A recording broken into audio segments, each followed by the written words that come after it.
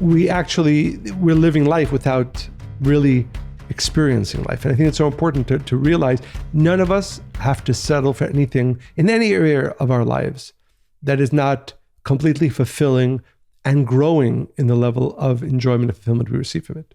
And I think whenever you settle, you always give up more than you expected to.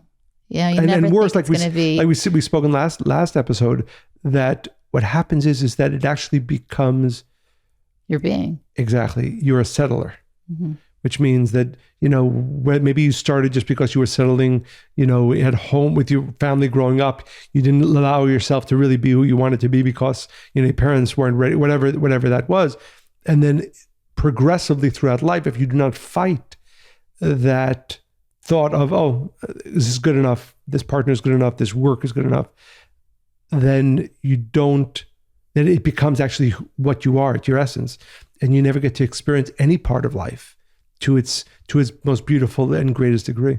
There's a quote from King Solomon. He said, "The heart of the misguided people is almost." I love that quote. Yeah.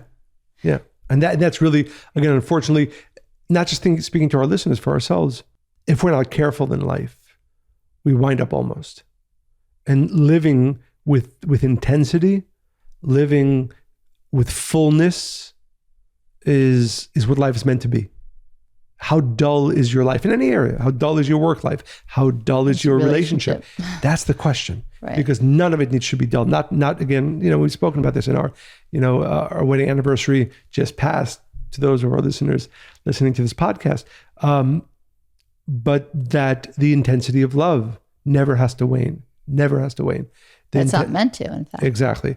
But you have to be living life with that consciousness in order for that to become your reality. Well, that's where I think people really start to age. Their desire wanes, right? And I really think a big part of it is because they settle. It's like, okay, this is, I got to this stage in life. I had a good life. I don't know what I can do more. And they just get into that state.